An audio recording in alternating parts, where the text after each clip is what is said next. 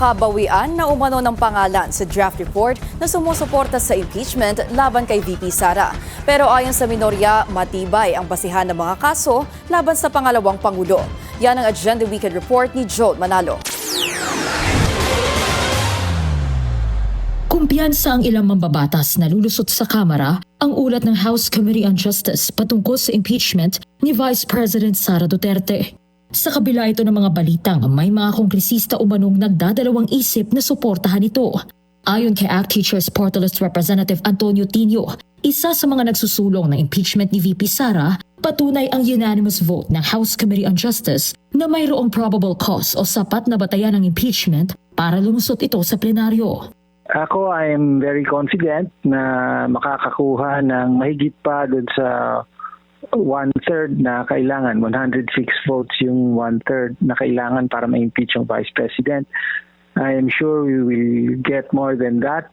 Pero ayon sa ulat ng politiko, may mga kongresista na raw na bumabawi ng kanilang pangalan bilang author ng draft resolution na ihahain ng Justice Committee sa plenaryo dahil sa umano'y pangamba ng mga ito na mabatikos, bagay na naipunto rin ni Tinio.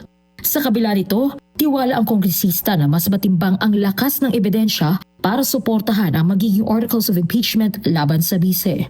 And so, pwedeng may mga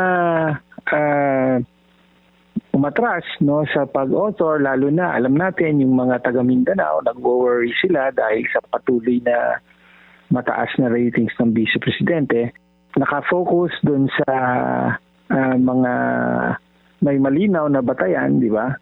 At natalakay ito ng mabuti sa nakaraang mga hearing ng Committee on Justice. So I think yung aaprobahang resolution at articles of impeachment ay magiging matibay na dokumento na ipadadala sa Senado. Nanindigan din si Kabataan Party List Representative Rene Co na isa rin sa mga miyembro ng komite na walang dahilan para hindi lumusot sa plenaryo ang magiging articles of impeachment laban kay VP Sara.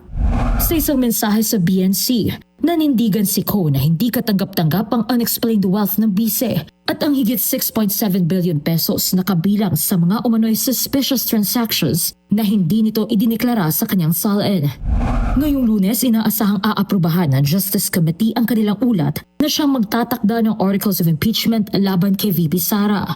Sa oras na maaprubahan ito ng komite, isasama na ito sa order of business ng Kamara para maisalang sa deliberasyon sa plenaryo. Para sa Agenda Weekend, Joan Manalo, Billionaire News Channel.